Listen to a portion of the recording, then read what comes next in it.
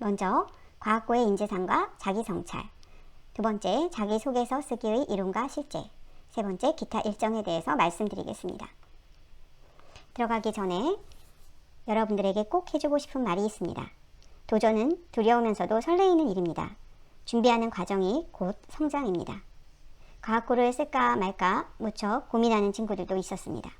머뭇거림도 결단도 자신의 몫입니다. 우리는 왜 두려운 것일까요?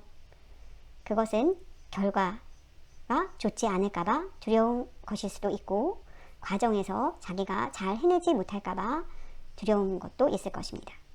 결과는 중요하지 않습니다. 어차피 과학고라는 길은 여러 갈래의 길 중에 한 가지의 길을 두드려 보는 것입니다. 문이 열리면 가는 것이고 열리지 않으면 다른 길이 또 있습니다. 다만 도전한다는 것은 오늘 설레게 하는 길을 향해 한 걸음 한 걸음 내딛는 것만으로도 충분하다는 것입니다. 이것이 과학고를 준비하는 여러분들에게 선생님이 꼭 해주고 싶은 말입니다. 지피지기면 백전불태라고 하였습니다. 적을 알고 나를 알면 100번 쌓아도 위태롭지 않다는 뜻입니다. 그래서 우리는 과학고에 적합한 인재상을 과학고에서 어떻게 생각하는지 살펴보기로 하겠습니다. 입학 전형에서 살펴보겠습니다. 과학, 수학 분야에 탁월한 재능, 높은 열정, 창의성, 인성, 잠재력을 가진 학생. 교훈에서 살펴보겠습니다. 창의, 도전, 봉사. 창의는 수학과학에 대한 관심과 열정이 넘치는 학생. 도전, 시키지 않아도 스스로 하며 도전 정신이 있는 학생. 봉사, 소통이 원활하며 상대방을 배려할 수 있는 학생입니다. 인재상에서 살펴보면 창의인, 탐구정신으로 미래를 개척하는 사람. 협동인, 공동체 발전을 위해 배려하고 봉사하는 사람. 건강인, 심신이 건강하고 바른 인성을 갖춘 사람입니다. 대체로 여러분들은 이 인재상에 모두 부합된다고 볼 수 있습니다. 나는 누구인가? 이제 남을 알았으니 나를 알아봅시다. 먼저 나는 왜 과학고에 가고 싶은가에 대해서 깊이 생각해 보기 바랍니다. 두 번째, 나는 과학고에 가서 어떻게 생활하고 싶은가? 즉, 계획입니다. 자, 이렇게 동기와 계획이 분명해지면 열정이 생깁니다. 잘하는 친구들이 모두 과학고에 가니까 나도 과학고에 가고 싶다. 이렇게 친구를 따라 강남을 가는 것은 조금 위험할 수 있습니다.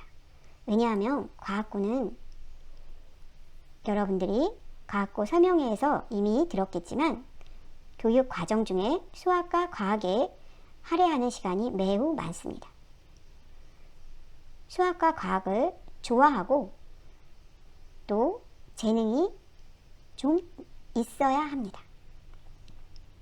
그래서 한번 동기와 계획에 대해서 생각해 보기 바랍니다. 이것이 잘 정리가 되면 이제 출발해 봅시다. 나의 중학교 생활을 돌이켜 봅시다.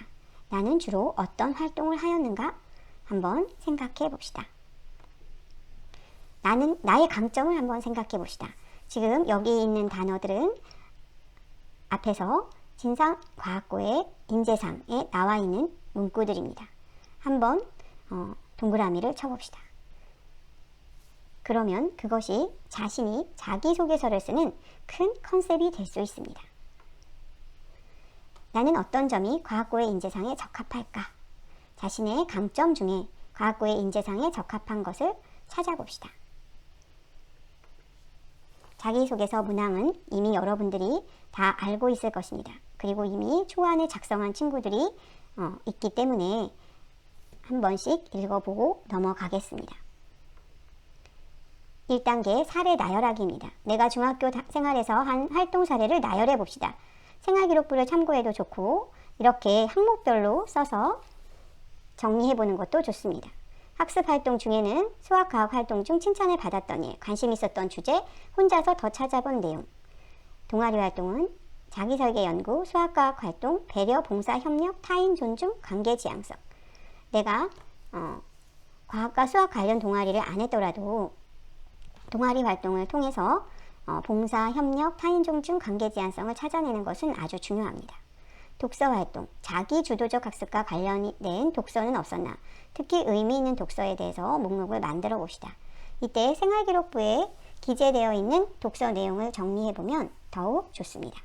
학급 활동, 반장, 부반장 활동을 하면서 배려, 봉사, 협력, 타인 존중, 관계 제한성을 실천한 에피소드가 없는지, 또 어려운 점이 이런 점이 있었는데 이렇게 해결해 나갔다라든지, 또 임원을 하지 않았더라도 모둠 활동이라던가 친구의 관계에서 자신이 한 활동 중에 여기 나와 있는 항목과 관련된 에피소드들을 찾아보는 것이 중요합니다. 1학년 때 자유학기 활동 중에 수학과학과 관련된 활동이 있었다면 그것을 사례에 적어보는 것도 좋습니다. 봉사활동, 외부 봉사나 내부 봉사 모두 그 속에서 배려, 협력, 타인 존중, 관계 지향성을 실천한 에피소드를 찾아보는 것이 좋습니다. 교회 활동, 영재원 활동, 수학과 관련 체험 활동, 봉사 활동, 학교 임원 활동 등이 있습니다. 영재원 활동은 내가 영재원에서 이런 걸 했다라고 쓸 수는 없지만 영재원에서 창의 산출물을 냈다거나 자기 설계 연구를 했다거나 하는 내용에 대해서는 기술할 수 있기 때문에 이런 것들을 잘 정리해보면 좋습니다. 그 다음 2단계는 사례를 분류하는 것입니다. 자신이 활동한 것을 쭉 나열했다면 이제 과학, 수학, 인성으로 분류해봅니다. 또 자기 주도적 학습이 된 것이 어떤 게 있는지도 분류해봅니다. 3단계는 그렇게 분류한 사례 중에 내가 어떤 것을 쓸 것인지 가장 중요한 사례를 선별합니다. 간략하고 명료한 문장으로 만들어 봅니다. 쓸 때는 동기, 활동 내용, 배운 점, 나의 성장으로 이어지는 스토리가 되도록 구성합니다. 무엇을 했고 무엇을 했고 무엇을 했고 이런 나열식이 아니라 하나의 중요한 사례에 대해서 어떤 동기를 가지고 있고 활동 내용은 이런 거였는데 이걸 통해서 나는 이런 걸 배웠고 그래서 앞으로 이런 걸 하고 싶다. 이런 스토리텔링이 되도록 구성하는 것이 좋습니다. 일단 그렇게 잡고 났더니 좀 이 부분은 부족하다. 그러면 그 부분은 자료를 더 찾아서 보완하면 됩니다. 자, 예를 한번 들어보겠습니다. 예를 들어서 나는 자기설계 연구활동을 동아리에서 했는데 전기분해 실험을 했어요. 자, 그러면 동아리에서 자기설계 연구활동으로 물을 전기분해 실험하였다 라고 두 가지식으로 자기가 무엇을 했는지를 씁니다. 그리고 자세히 과학 시간에 원소에 대해 배우면서 라부아제가 물을 수소와 산소로 전기분해하여 원소의 개념을 제시한 것을 배웠는데 직접 물을 분해해보고 싶었다. 자, 이렇게 동기는 교과에서, 그리고 활동은 동아리에서, 그리고 다시 그것을 자기가 스스로 더 이론을 찾아보고 혹은 더 다른 것에 확산하여 스스로 더 탐구한 것을 넣으면 아주 훌륭한 스토리가 됩니다. 그래서 샤프심과 같이 생긴 것을 건전지와 연결된 직계전선 연결하여 왜 샤프심을 썼을까?